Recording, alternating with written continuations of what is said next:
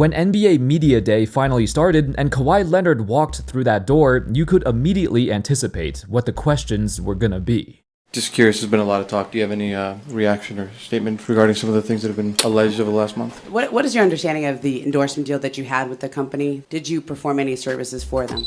So when he sat down in front of the reporters, everyone expected him to, dodge the questions, or refuse to answer, or say some generic stuff that's very ambiguous. But no, he didn't. In fact, Kawhi surprisingly spoke up and did respond to questions about the allegations. In an offseason that's already been very exciting, hitting several milestones like the historic 7-team trade that brought Kevin Durant to Houston, along with the Dallas Mavericks winning the #1 pick in the lottery with a 1.8% chance. This was already one of the best offseasons in recent years. But then, Pablo Torre dropped this bombshell of a podcast that capped off the NBA offseason with a bang. All of a sudden, this became the NBA's main headlines. Did Kawhi Leonard get paid under the table by a former Clippers sponsor, Aspiration? Let's take a look at the new information revealed by the man himself in a press conference that was certainly the most tense we've seen in a long time. Plus, let's dissect some new findings from Pablo Torre's investigation that could very well put the nail in the coffin for Kawhi and Steve Ballmer. This text is sent December 2021. What was the status of Kawhi Leonard at that time? For a guy who everyone labeled as an emotionless robot who rarely seems worried, you could tell there was an air of uneasiness and trembling in his voice. I'm not sure if he was coached prior to this press conference about what to say or what not to say about the whole Aspiration business, but he did reveal some noticeable information.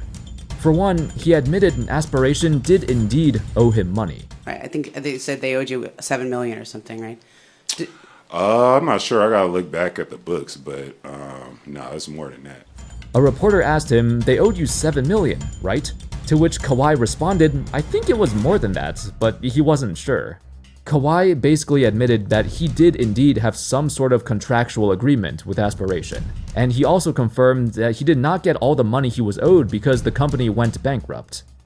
Reportedly, his endorsement contract with Aspiration was around 48 to 50 million. Apparently, that's more than his New Balance endorsement as well. However, by confirming that Aspiration owed him money, he basically admitted that this was part of an endorsement deal he had with the company. Even though, from our previous knowledge and Pablo Torre's first investigation, Kawhi didn't do anything for the company to justify that insane amount of money. I mean, at least he does commercials with New Balance and other promotional deals, but nothing for Aspiration. For most of this press conference, he did answer some questions specifically, but when there was a question about how much Aspiration actually owed him, or what did the endorsement deal include, Kawhi would skillfully dodge the question and feign ignorance, saying things like, "Oh, that was so many years ago, it's old news, I don't remember." But for a guy who's obsessed with money, even leaving Nike and Jordan Brand because he felt like he wasn't being paid enough, for him to not remember how much money he was owed, I'm not sure I buy it. It's obvious he doesn't want to reveal the discrete details, in case, this whole thing goes to court. Anyway, when he admitted he had some sort of deal with Aspiration, it contradicted with what Steve Ballmer said before. Ballmer claimed that he introduced Kawhi to Aspiration, but he had no knowledge of any endorsement contract they signed Kawhi to. Now, this doesn't make sense. It was discovered that Ballmer made a $50 million investment into Aspiration in October of 2021, a few weeks after the company became an official sponsor of the team. Because this number, 50 million, is essentially the exact same as Aspiration's contract with Kawhi, there's no way this is a coincidence anymore. Ballmer had to have known this deal existed, because Kawhi literally admitted that this deal existed. Now, here's what makes everything worse. By March of 2023, Aspiration was already failing as a company, yet Ballmer decided to buy shares of the company at $23 per share, over twice as much as the $11 per share he purchased back in 2021. Why would a guy like Ballmer, who for his entire life stressed the importance of being a savvy, meticulous investor, yet he willingly made a horrendous investment into a dying company? Well, apparently he needed to do this to pay back the rest of Kawhi's endorsement deal, and he was pressured by his agent to do so. But if he purchased too many shares of Aspiration, it might trigger an investigation, so that's why he bought fewer shares at an inflated price. In reality, the result or punishment for the Clippers likely would not have happened until after the 2026 All-Star break. Because the Clippers are gonna host All-Star Weekend with the plans for that already finalized, I can't imagine the NBA loves being in the spotlight for yet another massive scandal. However, with Kawhi's answers to the media, he confirmed a deal did exist, and whether or not he did enough to justify earning $50 million from an endorsement contract has now become the center of discussion. Had he remained dead silent and refused to answer any of these questions, perhaps the media attention would have slowly went away. But instead, he added more fuel to the fire. Then, Pablo Torre dropped yet another bomb. A chain of text messages from an anonymous former employee of Aspiration. The first message says, "Roger and I are trying to talk Joe and Andre out of a $48 million deal with Clippers player Kawhi Leonard. It's regional, male, niche, redundant to the Clippers, had no ASIS impact, and is a huge expense with no clear return on investment." For those who don't know, Roger was the chief financial officer of Aspiration. Joe and Andre were the co-founders. What this text means is, because Aspiration was already a sponsor for the Clippers, what's the point of giving a separate $48 million deal to Kawhi? Like he said, it's redundant, a huge expense with very little return. Then, further down the text chain, he mentions how Kawhi is dull, which is, it's funny, but it's true. Then he brought up Steph Curry, who's more charismatic, and would definitely be a better athlete to endorse Aspiration. Also true. Like, out of all players you pick to endorse your product, it's a member of the team you're already a sponsor of, and one of the most nonchalant, monotonous superstars in the history of the sport. Of course, these employees were unaware of why such a bad endorsement contract existed, but this most definitely had been discussed between Ballmer, Kawhi, Uncle Dennis, and the Aspiration founders beforehand, as an agreement to convince Kawhi to come play for the Clippers by giving him this extra money under the table. On September 25th, the New York Times released this article to talk about the investigation from their own journalists. "We've known for a long time that Leonard demanded additional benefits from the Lakers and Raptors during his 2019 free agency, benefits that were considered illegal under the NBA's regulation. But this new information revealed how the negotiations actually went."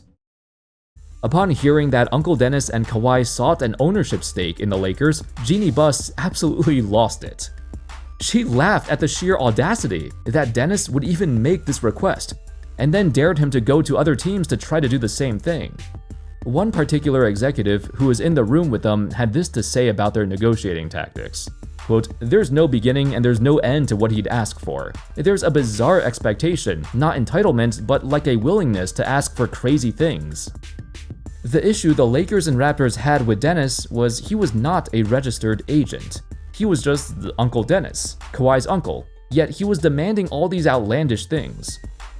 However, most GMs have also mentioned that players typically request smaller things, like having their meals paid for or having their personal trainer be on site working with them. These requests they might seem small, but they still blur the line between what's permissible and what's forbidden. But to ask for ownership, private planes, a brand new mansion, it was way too out of touch for what is generally acceptable. Hiding in the shadows of this discussion has been Steve Ballmer. Through this time, he feigned his ignorance time and time again, first claiming he had no clue there was a deal between Kawhi or Aspiration. Then he claimed he was, quote, defrauded, humiliated, and victimized by Aspiration. Then after that, despite admitting to being scammed by them and ending their partnership in 2023, Ballmer still continued to donate to Joe Sandberg's charity up until December of 2024. I wonder where that charity money is going to. It literally doesn't make any sense. If a company committed fraud and stole all the money you invested, why would you keep donating to the founder of that company? At that point, Aspiration was already bankrupt, and they couldn't make their payments to fulfill their deal with Kawhi. Here's the kicker. Among Aspiration's 20 investment partners, Ballmer was the only one who continued to invest in the company as they were collapsing. In fact, back in 2023, one of Ballmer's investments caught the eye of the federal government, and they launched a private investigation into Aspiration, and even interviewed several employees. Unfortunately, the feds did not uncover what they were looking for, and so the investigation was put on hold for a few years.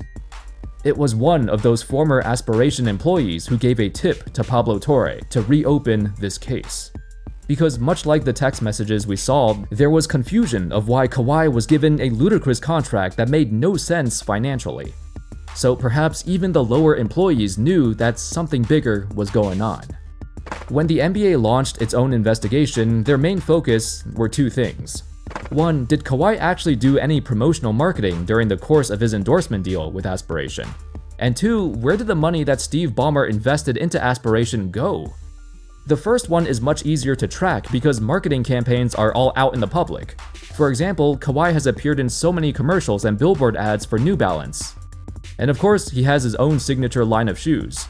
The partnership between Kawhi and New Balance is very clear and out in the open. But for Aspiration, I don't think he's done anything. The most I've seen is Aspiration using Kawhi Leonard's name in their Twitter posts, but that's it. They also used to sponsor the entire Clippers team, so I don't even know if that counts. Did they do more with Kawhi than with any other player on the roster? I'm not sure. If the NBA finds this was truly a no-show endorsement deal, the punishment will be severe.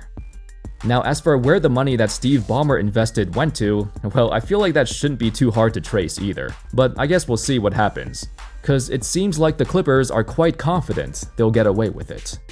Anyway, those were the updates. Let me know your thoughts in the comment section. What did you think of the way Kawhi answered the questions during his Media Day press conference? Is there anything I left out or skipped over? Let me know in the comments. Thank you all so much for watching. I hope y'all enjoyed the video. And of course, as always, I'll see you next time. Peace.